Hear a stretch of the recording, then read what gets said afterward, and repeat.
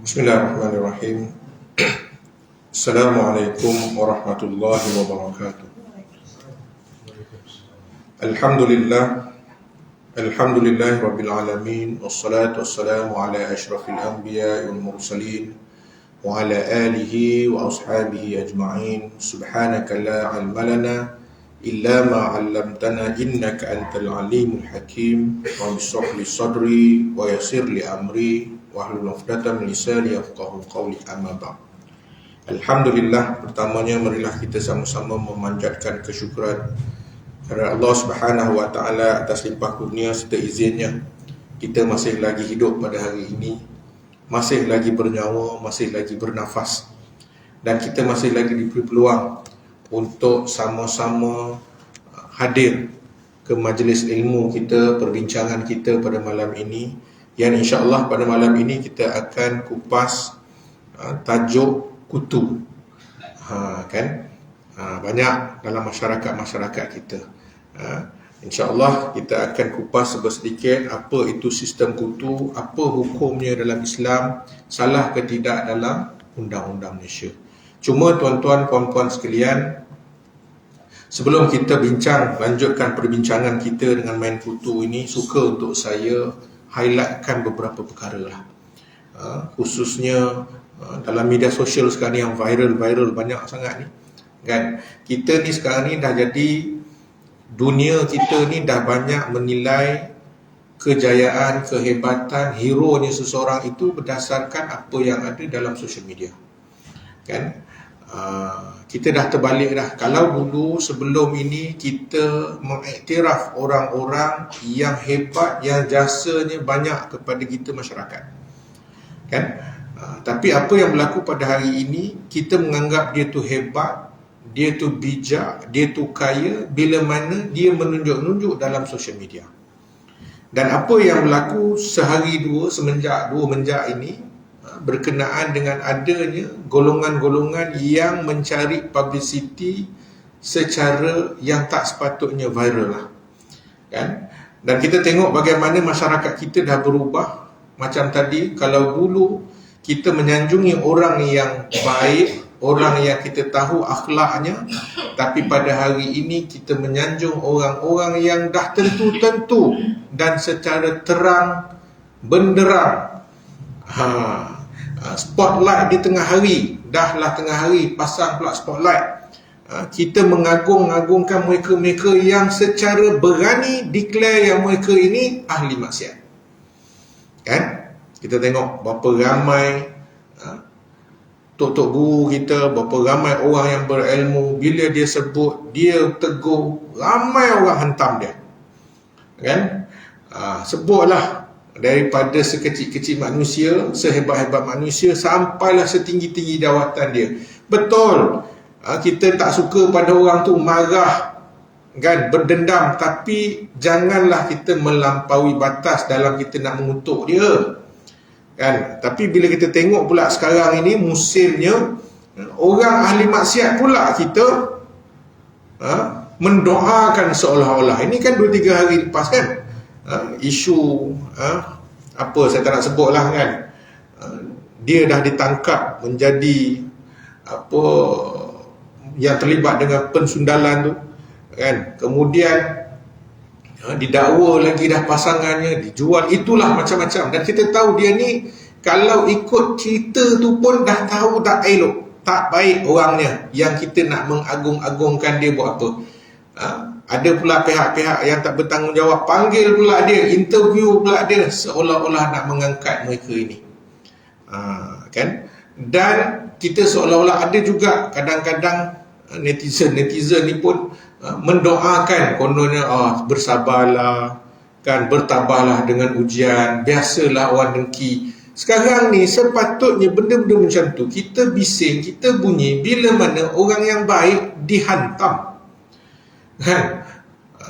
Tok-tok guru kita ke guru-guru kita, orang yang kita tahu baik, even mufti pun sendiri pun, dia keluarkan pandangannya, berapa ramai orang hantam dia.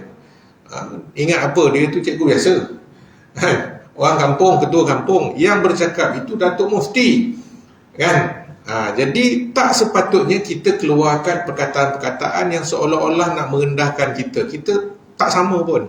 Tapi apa yang berlaku sekarang ni, orang-orang ahli maksiat pula yang kita agungkan. Yang konon-kononnya kita mendoakan agar dia diberikan kesihatan, tabah menghadapi ujian. Apa benda ni? Kan? Dah terbalik dah. Kan? Jadi sebaiknya kita ni dah tak payahlah. Kalaulah kita nampak ada isu-isu viral kan di kampung kita ni, gaduh laki bini, lepas tu ada orang ambil video, lepas tu viral, tak payahlah. Cukuplah. Kan? Macamlah kita tak gaduh. Kan? Nak sibuk sangat benda-benda macam tu. Samalah juga dalam isu-isu banyak kita tengok kadang-kadang, masya-Allah, kan, tak sepatutnya. So pesanan untuk kita semua, kalaulah kita ni melayari social media sangat, suka sangat, saya tak kata orang lain lah, saya pun kan, sebelum tidur kadang-kadang duduk layan dulu, posting-posting, tengok apa isu dia ni kat kampung kita, kat kawasan kita, kat negeri, kat daerah, macam-macam. Grup kan banyak kan, cukup-cukuplah sekadar baca dah, tak payah nak komen lebih, tak payah nak menambahkan apa-apa lagi. Tak cerdik pun kita kalau kita menambahkan. Kan? Jadi pesanan saya lah kepada semua, khususnya pada diri saya, berpada-pada lah. Kan? Kita nak berkata tu, memanglah social media ni kita boleh macam orang kata apa, lempar batu sembunyi tangan. Orang tak kenal pun, pakai fake account. Kan? Orang tak peduli pun, tapi kesannya tu, kan, kita tak nampak. Tapi orang yang rasa, orang yang kena hentam, kan, yang itu yang nampak. Jadi insyaAllah tuan-tuan, pada malam ini kita teruskan perbincangan kita berkenaan dengan kutu, K-U-T-U. Kutu ni apa benda? Yang ada atas kepala tu ke? Yang gatal malam-malam duk gaul, kan? Itu kutu juga, tapi itu haiwan yang merayap atas kepala itu tu. Bila mana kita tak menjaga kebersihan, kan? Anak-anak ni biasalah, kan, duk main sana sini tak jaga, lepas tu mulalah rupa-rupanya bukan seekor, nah dia punya banyak. Tapi apa yang kita nak bincangkan pada malam ini adalah permainan kutu ataupun sistem kutu. Jadi pertama kita nak tengok apakah konsep yang digunakan dalam main kutu. Istilah dia main kutu. Main kutu ialah suatu kesepakatan ahli kelompok tertentu beriltizam meminjamkan sejumlah wang yang ditetapkan setiap bulan kepada sesiapa sahaja daripada kalangan ahlinya yang dipilih berdasarkan undian. Dia ada satu sistem. Sistem dia ni, kita kumpulkan duit, dia ada ahli, dia ada duit. Dan macam mana nak buat, dia akan ada pusingan, ada undian. Okey, contohnya 12 orang bersetuju untuk setiap orang meminjamkan, kita guna di garis bawahkan perkataan meminjamkan RM100 setiap bulan ke dalam satu tabung. Salah seorang berhak menggunakan wang di dalam tabung tersebut berdasarkan kaedah undian atau berdasarkan permintaan peserta. Walaupun begitu, setiap orang berhak untuk mendapat giliran menggunakan tabung tersebut. Senang kata, kita buat satu tabung, 12 orang, seorang 100 letak dalam tabung tu. Tapi dalam istilah kutu, dia bukan tabung. Dia ada istilah ibu kutu. Tak tahu bersama mana ibu kutu tu duk kepala kita, kan? Dia akan ada seorang ni, fungsi dia untuk kutip duit. Pakatlah dalam kampung ke, dalam tempat kerja ke, dalam persatuan ke, dalam sama-sama niaga ke, dia akan buat. Okey, seorang dia akan jadi ibu kutu. Tak kiralah laki ke perempuan, yang main tu grup laki saja, penjaja-penjaja pasar malam pun ada. Kan, nak pusing modal. Kadang-kadang adalah bendanya tu. Okey, peniaga pasar malam, yang meniaga ni semua lelaki. Dah berapa ibu kutu? Ibu kutu jugalah kepala dia. Kan? Jadi dengan RM100 yang kita kumpul tadi tu, untuk 12 orang jadi RM1,200. Dan RM1,200 ini ada penerima dia. Ikut giliran. Macam mana dia buat giliran? Pandai kan, cabut undi ke, osong ke, lat talilat ke, ikut pandai. Tapi dia akan ada bulan pertama Januari siapa orangnya, Februari, Mac apa, ikut anda lah, sampai 12 bulan. Maksudnya akan ada orang yang akan dapat setiap bulan. Dan setiap ahli wajib untuk menyerahkan duit. Dalam istilah kita, meminjamkan duit. Dia letak dalam tabung itu RM100, dia bagi pada ibu kutu. Sebab tu kita kata digarisbawahkan perkataan meminjamkan RM100. Okey, berdasarkan takrifan operasi amalan tersebut, dapat difahami bahawa terdapat beberapa perkara dalam main kutu. Ini elemen dia, requirement ataupun kita kata benda asas dalam main kutu. Yang pertama, janji meminjamkan wang digarisbawahkan setiap bulan pada jumlah yang tertentu. Ini keyword pertama dia. Dia janji untuk pinjamkan duit. Maksudnya semua orang akan bersama bersetuju untuk, kita bagi aku janji sebulan kita akan bagi 100. Kalau 100 lah, 200 lah, ikut anda lah kan. Dan semua sepakat pada nilai itu. Dia tak boleh A kata 100, B kata 1000, C kata 3000, lepas tu nak letak dalam tabung. Itu tak jadi. Okay? Itu yang pertama. Yang kedua, meminjamkan wang setiap bulan. Tadi janji. Lepas yang kedua, meminjamkan wang setiap bulan. Maksudnya tadi tu, dia keluarkan duit dia 100 ke, berapa yang dipersetujui. Kita ambil senang nak kira 100 lah kan? Okay. Yang ketiga, melakukan undian giliran. Keyword yang seterusnya, dia kena buat undian. Dia tak boleh main ikut suka dia. Mentang-mentang ibu kutu tu nenek dia, jadi hak yang pertama sekali anak dia, kedua cucu dia, ketiga menantu dia. Tak jadi.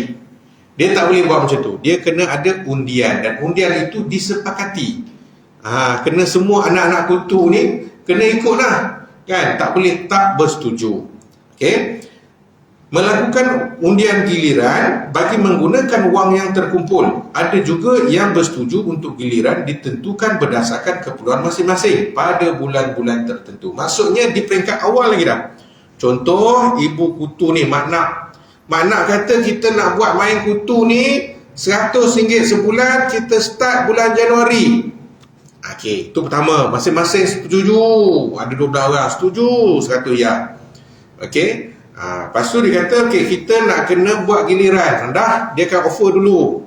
Sama ada nak buat cabut undi, ataupun siapa nak mencadangkan, nak pilih. Biasanya kalau kita ni, pilih lah, mu nak apa. Biasa kalau orang lelaki ni main kutu rotek dengan insurans je.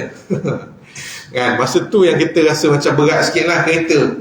Kan, kena 1000 sekali bukan dia, tiba-tiba ada 3 biji kereta, dan memang kita beli kereta tu pula sama pula dah bulannya. Sudah kan, jadi kita pun okey, tak apa, aku nak bulan 3. Okey, orang ni kata pun, orang ni janji semua setuju dan sepakat, dia dah ada senarai dia. Dia tak boleh tiba-tiba main lompat-lompat, tak nak. Okey, yang keempat, dia mestilah mempunyai ketua yang bertindak mengumpulkan wang. Ni yang kita sebut sebagai ibu kutu tadi. Dia mesti ada ketua. Dia tak boleh main kutu ni, dia tak boleh main tak ada orang, tak ada ketua dia. Sebab nanti jadi teruk. Kucak-kacir dah nanti. Dia mesti kena ada kepala. Sebab itu kita katakan istilah dia ibu kutu. Kalau tak ada ketua, maknanya dia bukan kutu.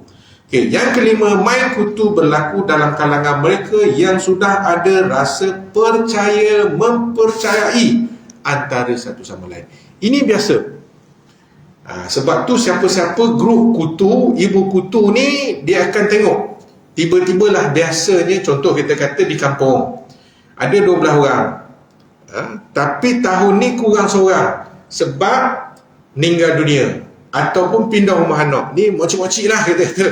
Kan? Jadi siapa nak ganti seorang ni? Hak yang Cik Soh ni dah pergi ikut Kuala Lumpur dah. Tempat Cik Soh siapa nak ganti? Jadi adalah seorang mukminah kata ni Mek Besoh ni. Kita gantikan tempat ni. Mek Soh ni macam mana? Kan? Tapi ibu kutu kata, siapa dia ni? Tak kenal. Tak rajin. Kalau macam tu, maknanya memang tak boleh. Sebab nanti bermasalah dan menimbulkan isu yang panjang pula. Jadi ibu kutu kata, tak buah. Kalau tak ada orang, tak apa, aku ambil 2 bahagian. Aku bayar double dan aku dapat 2 kali. Tak ada masalah.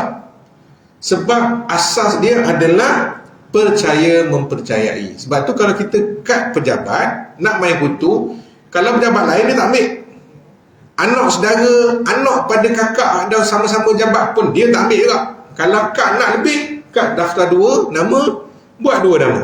Nak bagi siapa terpulang. Sebab dia mesti kenal mengenali. Kalau tak, payah. Yang keenam, pihak yang mendapat giliran awal adalah lebih selamat berbanding mereka yang lewat gilirannya. Ini biasa. Masing-masing nak berebut. Ni nak raya, kita bulan raya bulan berapa? Bulan 4. Kan? Lebih kurang 11 dan bulan 4 lah. Raya sebab puasa kita 12 dan bulan 3 kan? Masing-masing bulan 4 tu berebut tu. Sebab nak buat 2 raya. Nak beli baju raya. Kan? Jadi itu yang biasa akan rasa, tak apa lah. Lepas habis raya, mak kutu kata, nak mu dah bayar lagi 100. Mana dah bayar dah kan? Dia tak sedar. Dak pun kata, Allah, kita habis dah raya kau ni. Dah lah. Habis dah buat itu ini, habis tak ada dah. Tak boleh nak bayar. Dah. Jenuh lah. Yang gelas tu habis lah. Payah. Kan? Bermasalah lah untuk dia dapat duit kutu tu. Okey. Itu 6 asas yang biasanya kita yang terlibat dengan kutu ini. Baik, seterusnya kita pergi hukum main kutu pula. Tadi kita tengok asas dia. Dah main kutu ni boleh ke tidak ni? Mek Nak boleh ke tidak? Cik So boleh ke tidak? Abang Mat boleh ke tidak? Jadi bapak kutu, ibu kutu tadi tu. Dan kita sendiri duduk jabat ni, duk kapung ni, boleh tak kita nak jadi anggota ahli kutu? Baru kita bincang bab hukum kutu. Baik, adakah kaedah pinjaman wang melalui sistem kutu ini halal di sisi syariat? Okey. Apabila melihat kepada unsur-unsur dalam main kutu, isu utamanya ialah isu meminjamkan wang. Perkara pertama yang perlu diperhatikan dan diteliti ialah adakah terdapat unsur mendapat faedah atau manfaat daripada pemberian pinjaman tersebut. Pertama, kita dapat apa? Dia nak tengok kat situ. Manfaat dan faedah. Sekiranya peminjaman itu tidak mendatangkan manfaat, khususnya manfaat kepada tukang bagi pinjam. Sebab ini kita kata hutang. Sebab kutu ini kan dia kata kita kena konsep pinjaman, hutang. Kita berhutang. Berhutang setiap bulan sebanyak RM100 selama setahun. Kita kena bayar kepada ibu kutu. Itu hutang kita dengan ibu kutu. Ibu kutu akan susun kat mana dia nak bagi, siapa yang patut terima giliran dia. Kan? Okey. Kemudian maksudnya, adakah dengan memberi pinjaman itu peserta mendapat manfaat tambahan, iaitu mendapat jumlah yang lebih daripada sepatutnya, atau mendapat manfaat dalam bentuk lain? Ini perbincangan ulama. Bila mana adanya kutu pinjam-meminjam tadi tu, dia nak tengok ada manfaat ataupun tidak. Ada faedah dari sudut riba tu, lebihan pinjaman tu. Kalau kita terlibat contoh 1,200 sebulan, adakah bila mana kita dapat itu, kita dapat lebihan 1,200? Betul dah, kalau kita main kutu, time kita terima, contoh kita ni 10 orang ni ada ni, 12 orang ni, bulan pertama saya dapat berapa banyak? 1,100 je duit cash yang ada. Sebab 100 tu duit saya. Tapi sebaiknya bagi dulu pada ibu kutu. Jangan kontra. Ibu kutu tu yang akan mencatatkan, diterima semua. Nah, ni 1,200 mu punya, giliranmu. Okey, khalas. Selesai. Tanda tangan. Ni bulan depan pula. Okey, ni pula. Kita dah tadi kan kena bayar. Maknanya kita kena juga bayar. Ramai yang silap faham bila mana time dia tak keluarkan duit. Kan? Khabar ke ibu kutu, Kak nak bulan ni hamba punya ni. So hamba nak bayar 100 nanti masuk hamba kan, kayak gini masuk kok. Tak boleh. Sebab nanti dia akan ganggu sistem. Bagi dulu, sebab kita meminjamkan dan kita dapat hak tu. Itu yang terbaik. Okey. Sekiranya ada mendapat manfaat tambahan daripada perbuatan pemberian pinjaman itu, maka amalan tersebut boleh termasuk dalam transaksi riba. Ini pandangan ulama. Okey, kalau ada tambahan, tiba-tiba pula ibu kutu ni, ada satu kes lah, kita terima baru ni, dia tanya, Pak Zam, boleh ke ibu kutu ni, dia sebagai ibu kutu, dia kata ada anak kutu, kita panggil gitulah, ibu dengan anak lah ya. Ada anak kutu ni, dia lambat bayar. Sepatutnya semua berjanji sebelum 5 hari bulan, sebab 7 hari bulan dia akan bayar kepada penerima. Jadi dia kena collect lah 5 hari bulan kan. Jadi ada seorang anak kutu ni, dia tak boleh buat bayaran pada 5 hari bulan. Dan dia kata macam-macam lah, gaji lambat lah, buah bagi gaji 2 minggu sekali, claim tak masuk lagi, macam-macam. Dan dia kata dia boleh bayar pada 15 hari bulan. Jadinya ibu kutu ni tanya saya, Pak Zam, boleh tak kalau saya sebagai ibu kutu kenakan charge tambahan kepada anak kutu tadi ni, sebab dia tak bayar ikut jadual. Patut bayar 5 hari bulan, tapi dia bayar 15, 10 hari. 10 hari ni kalau saya kenakan faedah, denda, penalti, boleh tak? Soalan dia. Okay. So, bila kita tengok balik, pertama, kutu ni adalah pinjaman. Kan? So, bila pinjaman, dia tidak boleh terlibat dengan penambahan. Dan bila ada penambahan itu, dikira sebagai riba. Jadi jawapan kita pada hamba Allah tadi, kita kata tak boleh. Sebabnya kalau kita nak kenakan charge ke penalti tu pergi ke mana? Itu yang pertama. Yang kedua, dia melibatkan penalti ataupun faedah ke atas pinjaman RM100 tadi tu. Sebab mesti dia akan kenakan kadar. Berapa persen? 5% daripada tu. Kalau tak bayar ikut hari, 5% sehari. Oh itu no. Oh ini lebih pada Yahudi kan? Jadi hukuman dia bila kita kata gitu, tak boleh ada penambahan. Dah mana? Kalau kita tak letak gitu, sedap lah, kayak gini semua orang lah yang akan buat gitu. Masing-masing kata tak boleh, kita tak boleh bayar 5 hari bulan, kita akan bayar 10, 20. Nyanyalah pada orang yang sepatutnya terima bulan tu. Jadi sistem tu dah jadi porak-poranda. Jadi yang terbaik, sebab tu kita kata yang pertama, ibu kutu kena kenal pasti anak kutu dia. Orang ni boleh ke tidak komit dengan bayaran dia. Kalau rasa culas, ada pengalaman, tak payah. Lepas tu kadang-kadang kalau lah dia nak buka, dia akan tanya kawan-kawan dia, ni kawan ni siapa bawa ni? Magna. Okay, Magna, mu kenalkan kawan ni, dia boleh bayar hutang tak? Boleh. Okay, boleh tak apa. Kalau tak boleh, silap-silap mu aku minta duit. Dia tak boleh bayar, aku pergi mu. Ya. Penambahan itu, kalau masa dia berpakat awal tahun tu, semua setuju. Okay, awal 1 hari tambah RM20. Semua setuju. Okey. Okay. Masing-masing ada persetujuan. Baik. Jawapannya tak boleh. Sebab penambahan daripada jumlah hutang tak boleh, tak dibenarkan. Kita dah bincang dah dulu, riba kan. Bila melibatkan pinjaman, ada lebihan, dia akan jatuh terus bawah riba. Nak ejah macam mana? Nak kata denda, nak kata penalti, tak adil, tak boleh. Kan?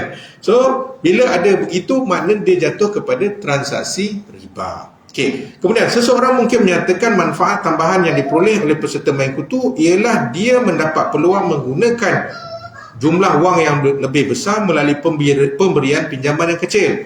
Justru terdapat unsur kul qad jarra nafa'an fahuwa riba, iaitu setiap pinjaman yang mendatangkan manfaat kepada pemberi pinjam adalah riba. Ini satu pandangan.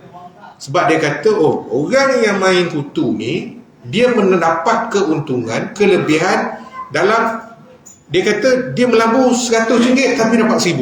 Itu asas dia. Kita tak boleh nak kata tak betul, kan? Sebab dia ada dasar dia, asas dia. Sebab bagi dia kata, dah betul lah kita bayar 100 tapi dapat 1,200. Tapi sebenarnya sistem itu dia ada tempoh dia. Kita masa kita dapat betul lah, tapi masa yang lain kita berhutang dengan orang tu. Kan? Itu pandangan dia. Okey, yang seterusnya, peserta bertaruh peluang penggunaan wang tunai apabila mereka membuat undian penggunaan tersebut. Ini pendapat yang kata tak boleh, yang menghukumkan tidak harus. Okey, dalam permainan kutu, sebab dia kata bertaruh peluang. Maksudnya dia seolah-olah, oh kalau boleh aku dapatlah masa ni, kalau boleh aku macam ni, kalau boleh ginilah. Dan ada yang sanggup pergi cuit ibu kutu. Kak ejah saya bulan kedua. Sedangkan kalau ikutkan dia tak boleh, atau undian dah dibuat, dia minta ejah pula. Ejah gini, akak bulan ni saya bagi sikit. Tak boleh lah, dia dah jadi unsur lain lah. Kan, bila dah bolok campur gitu, dah menjadi masalah. Sebab itu asas dia, kalau kita nak, biarlah sepakat ikut turn, ikut jumlah yang kita perlu bayar, dan bila masa. Yang lain tu insya-Allah selesai. Tapi bila mana ada yang orang nak ambil kesempatan, nama dia nombor sebelah, dia nak juga jadi nombor 3 sebab nombor 3 ni nak raya, kan? Jadi dia ajar kadang-kadang jadi. Okay. Itu pandangan yang kata tak benar, kan? Tak boleh. Okay. Yang ketiga, sekiranya pengelola main kutu menetapkan giliran pertama miliknya, maka pengelola tersebut telah mendapat manfaat daripada pemberian pinjaman setiap bulan. Ini ibu kutu. Dah aku jadi ibu kutu, ikut suka aku lah, aku nak ambil bila, dia kata. So tak boleh. Sebab orang nak jadi ibu kutu ni, dia kena orang yang jujur, yang dia mendahulukan orang. Dia ni sebagai orang yang dipercayai sahaja untuk pegang duit dan bagi. Pegang, bagi. Tapi kalau dia jadi ibu kutu sebab dia ada kepentingan, bulan 6 lagi aku nak walimah ni, nak kenduikan anak aku nak minta bulan 6, dan jom siapa nak mai 2,000 sebulan, sebab dia nak hak tu. Tak boleh lah, sebab dia ada kepentingan. Dan itulah pendapat ulama yang menyatakan tidak harus, sebab adanya elemen tadi tu, salah guna kuasa, kan? Okey, pihak lain mengharuskan. Ini pihak yang satu lagi pula, ulama juga ada yang menyatakan bahawa harus main kutu. Kan, bab benda macam ni biasalah khilaf. Mereka ada sandaran. So kita tengoklah yang mana, berdasarkan ilmu yang kita ada, yang mana yang sesuai. Dan kalau boleh janganlah main sembrono. Hari ni kita ikut itu, besok kita ikut ini. Jangan. Okey. Pihak lain yang mengharuskan main kutu kerana dia berkeyakinan tidak ada unsur mendapat manfaat tambahan daripada persetujuan memberikan pinjaman setiap bulan. Mereka beranggapan amalan ini lebih kepada persetujuan mengumpulkan sejumlah wang pada setiap bulan dalam suatu tabung. Manakala masing-masing bersetuju bahawa wang tersebut untuk digunakan oleh pihak atau peserta yang dipilih melalui cabutan giliran atau berdasarkan keperluan ahli yang memerlukannya. Ini pendapat yang menyatakan harus main kutu. Sebab dia kata manfaat tu tak ada. Manfaat tu adalah, maknanya kita kata tidak ada manfaat tambahan. Maksudnya tak ada riba, tak ada orang ni salah guna kuasa, orang ini potong line, potong queue, tambah itu, kena charge. Charge tu masuk siapa? Kan? Sebab kadang-kadang kalau kita tengok balik yang case tadi tu, yang ibu kutu dia kenakan charge. Kan? Ini kita tak tahulah, yang jenis orang tak ambil tahu pasal bab syariah ni, dia kata boleh. Sebab dia kata kalau tak, macam mana lihat orang. Jadi contohlah kita kata dia kenakan charge tadi tu adalah RM100 pula. Jadi RM100 tu nak buat apa? Nak ke mana RM100? Bagi ahli hak yang 12 orang itu? Dah. Gimana? Kayak gini nanti ujung-ujung habis tu kan kita buatlah makan-makan. Pergi bandar main bowling contoh. Tak boleh. Kan? Sebab kita tak boleh ni, dia pun tahu duit riba tapi tak boleh. Jangan. Tak boleh, jangan terlibat. Jangan buka ruang. Okey. Misalnya mereka memerlukan sejumlah wang bagi membolehkan mereka membeli suatu barang yang berharga secara tunai atau menyelesaikan komitmen mereka pada bulan-bulan tertentu. Ini kita kata tadilah, kenapa orang masuk kutu, sebab kadang-kadang anak nak masuk ngaji, biasanya kita ni main untuk insurans lah. Itu je, sebab kita tahu dah insurans kereta kita akan mati sekian-sekian bulan, insurans berapa banyak, road tax berapa banyak. Yang lain tu kita nak buat belanja. So dia dah ada dah keperluan dia. Okey. Jadi yang seterusnya, bagaimana kalau sistem kutu ini, kita main kutu ini, kita buat sebagai perniagaan. Dia tahu orang yang buat ni dia dapat keuntungan dia. Tadi ibu kutu dia buat benda ni, dia kenakan charge. Siapa nak main, nak masuk grup aku ni, kena bayar dulu RM100 pendaftaran. So 100, 200 ada 12 orang, 1,200. Itu pendaftaran. Siapa tak bayar tak boleh masuk. Lepas tu bulan-bulan dapat yang tadi 1,200. Habis yang 1,200 tu siapa punya? Ibu kutu punya kan, dia kata. Kan? Aku yang buat, aku terpaksa jadi penagih hutang tiap-tiap bulan. Jadi dia kata 1,200 yuran pendaftaran tadi tu adalah untuk dia. Itu kita tengok. Macam mana? Bagaimana pula kalau dibuat kutu ini dalam bentuk perniagaan atau dalam berskala besar? Apa pandangan penulis? Saya cenderung kepada haram. Haram sistem ini jika diamalkan dalam skala yang besar atau dalam bentuk perniagaan kerana mempunyai banyak kemudaratan dan ditegah oleh undang-undang. Penulis kata tak boleh. Haram. Sebab dia kata mudarat yang besar, dan yang kedua melanggar undang-undang. Ini kalau kita buat syarikat, tubuhkan koperasi kutu. Koperasi kutu Kampung Padang Tanjung, Terengganu Berhad, tak boleh. Nak buat atas dasar tu kita tengok bab syariah satu, bab undang-undang kita tengok di akhir. Yang pertama, ditakuti. Ini kenapa? Sebab yang dia kata haram tadi tu tak benar kan? Haram dari sudut syar'i pun ya, haram dari sudut undang-undang negara pun ya. Pertama, ditakuti termasuk dalam skim cepat kaya yang dilarang oleh undang-undang. Sebab dia dah jadi macam skim cepat kaya kan? Masuk dapat. Mu nak dapat banyak, cari orang lagi banyak. Nanti dia jadi masalah. Yang kedua, boleh membawa kepada penipuan. Elok-elok orang ni nombor 9, dia pergi tarik pergi nombor 3. Sebabnya dia plepek lah. Dia ejah dengan ibu kutu, dia buat ini, dia buat itu kan. Dia paksa kawan ni, tak apalah, saya bagi kebenaran untuk awak ambil hak saya, nanti saya ambil belas 9. Semua ni akan timbul. Bab duit ni jangan cakap. Orang hak yang 3 suku pun bab duit dia boleh jadi waras.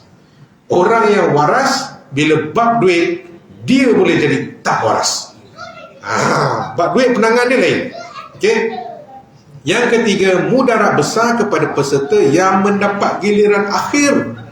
Betul dah. Kita kalau dah dapat tuan-tuan, road tax kereta dah hidup, ada kita pedulikan orang lain. Masa tu tak maaf lah. Hantar surat lawyer buat donor lah. Kan? Itu yang banyak berlaku. Yang keempat, sukar dikawal. Bila dah terlalu besar, dah jadi bisnes, memang tak boleh nak kawal.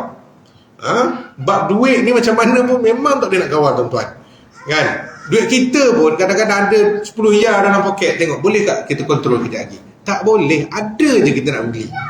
Kan? Nak kalau kita pergi, duit adalah 200 ni. Kita rasa okey lah, aku boleh belanja lah. Cuba pergi masuk kedai 2 riyal. Rasa-rasa kita keluar dengan tangan kosong ke dengan kiri kanan? Confirm tuan-tuan, kiri kanan. Tahu-tahu tapi betul lah kan, kedai tu murah je kan, bawa 200 mungkin luar dalam 50 riyal. Tapi pada tadi tu kita masuk saja, tak nak ada apa-apa pun, tapi keluar juga. Maknanya kita tak boleh nak kontrol. Yang kelima, bertentangan dengan undang-undang pengumpulan deposit yang mensyaratkan seseorang itu mempunyai lesen untuk mengutip deposit. Okey, memang tak boleh. Bila deposit taking ni, kalau ikutkan tuan-tuan, kes AMLA kan, kes-kes yang orang buat scam-scam apa semua tu, yang buat skim-skim tak apa-apa, pokok gaharu, ikan keli, belut, lintah, benda lagi, emas, semua tu dia jatuh kepada akta pengambilan deposit atau bawah bank negara dia tu deposit taking. Akta perkhidmatan keuangan.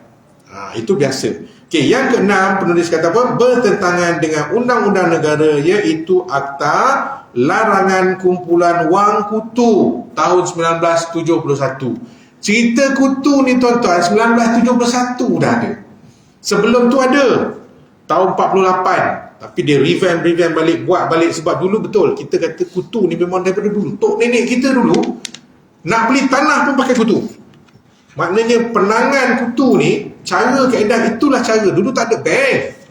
Mana ada bank, tabung, segala institusi keuangan tak ada. Apa yang ada, tok ngulu orang yang kita percaya, kan? Kita tahu dia jujur, kita bagi duit. Cukup tahun, dia lah bijak seligan dalam kampung tu, kita nak beli tanah, gunakan duit tu. RM100 sebulan. Dulu, tahun 46, tahun 50-an, bagi RM100. Ui, RM10,000. Kalau kita dalam setahun tu boleh dapat RM12,000, lebih kurang dalam RM120,000, dekat RM300-400,000. Boleh beli ladang berapa gelong dulu. Tapi maknanya sistem ni dah ada. Tapi bila kita dah merdeka, kita dah buat banyak perubahan, banyak pindaan pada, dan yang terkini adalah yang ada itulah Akta Larangan Kumpulan Wang Kutu 1971 yang melarang pembentukan syarikat menjalankan perniagaan kutu. Patuh kepada undang-undang adalah wajib selagi tidak bertentangan dengan syarak. Tak boleh. Kalau kita nak buat main kutu ni untuk perniagaan, untuk kita cari keuntungan kat situ, tak boleh. Memang di bawah akta kutu tadi tu dilarang dan dendanya cukup tinggi. Okey, sikit lagi. Main kutu patuh syariah. Soalan, bolehkah kita mengelak daripada terjebak dengan riba dalam main kutu? Ini kita kata macam mana kita nak pastikan bahawa kita main kutu ni patuh syariah. Kan? Okey, penulis kata apa? Saya melihat sebagai harus main kutu sekiranya amalan ini bertitik tolak daripada unsur janji bantu-membantu, iaitu ta'awun. Okey, sesama peserta dalam suatu kumpulan yang saling mengenali dan jumlah peserta yang kecil, yakni satu jabatan, satu taman perumahan, kampung, dan tertakluk tidak bertentangan dengan akta larangan pembentukan syarikat menjalankan perniagaan. Ini pendapat penulis. Dia kata dia bersetuju. Dia kata harus main kutu ni, dengan syarat dia buat macam tadi. Dan memang tak jadi salah pun. Kalau kita tengok dalam undang-undang kata kutu kalau buat syarikat ada kepentingan. Maknanya tadi syarikat tadi kenakan yuran. Yang 1,200 tu masuk ke dia. Lepas tu 1,200 tu dibagi kat orang lain pula sebagai tu. Yang tu tak boleh. Tapi kalau kita macam kawan-kawan kita satu kampung sama niaga pasar malam, nak musim modal, kan, nak menjaja ke apa ke, yang itu diharuskan. Asalkan pertama adanya saling percaya mempercayai, dan juga kita kata macam mana, ta'awun, kita membantu orang tu. Sama macam konsep takaful lah. Kan, takaful ni bila kita letakkan duit di dalam, kita carum di dalam satu tabung. Bila salah seorang anggota kita ni terlibat dengan musibah, dia akan dipampas ataupun dibayar daripada tabung itu. Boleh lah. Dia berbeza dengan sistem insurans. Insurans kita nampak sama kan, tapi tak. Dia pakai konsep pinjaman. Kita ta'awun, kita reda duit kita letak dalam tu. Kalau kita dapat musibah, kita dapat. Kalau kita tak kena musibah, orang lain kena musibah, duit tu pergi ke sana, dan kita sebenarnya seolah-olah membantu dia, dan kita tak ada kepentingan lain melainkan yang tadi tu. Okey. Seterusnya, setiap peserta dalam kumpulan saling bersetuju meminjamkan sejumlah tertentu wangnya bagi suatu tempoh kepada seorang yang lain, sama ada berdasarkan undian atau permintaannya. Para peserta pula hendaklah bukan daripada kalangan mereka yang dikenali sebagai pengguna dan pembeli barang yang terlarang oleh syarak, kerana kita dilarang membantu setiap perbuatan yang menjurus kepada maksiat. Maksudnya, dia kata dalam kumpulan tu, penulis dia kata kita kenal, kan? Kita setuju pinjamkan. Kita tak ada dakwa-dakwi lagi dah. Kita setuju. Kemudian amalan ini juga tidak bertentangan dengan undang-undang negara selagi tidak menjalankan dalam bentuk perniagaan. Sebab itu ada satu ni kaedah dia macam mana kita dengan kutu ni sebenarnya kita kena tulis. Kita kena tulis. Ibu kutu dia kena ada rekod. Sebab ini adalah pinjaman, kan? Kan memang ada ada hadis yang ada dalil yang menyatakan bahawa kalau kita minjam, ini ayat Quran, kita meminjam kan, berhubung kait dengan hutang piutang ni, kita kena tulis. Bila tulis ni maknanya ada bukti lah, kita tak nak main mulut. Sebab sekarang ni orang musim-musim transfer ni kan, bila tanya Pak Zang, saya ni ada bagi pinjam orang 10,000 niaga, tapi dia tak nak bayar, lihat bayar, dia bayar sekali je, lepas tu tak bayar dah, macam mana, boleh tak kita tuntut dia, saman dia? Saya tanya, dah ada perjanjian tak? Oh dah, tapi transfer ada, resit ada. Sudah.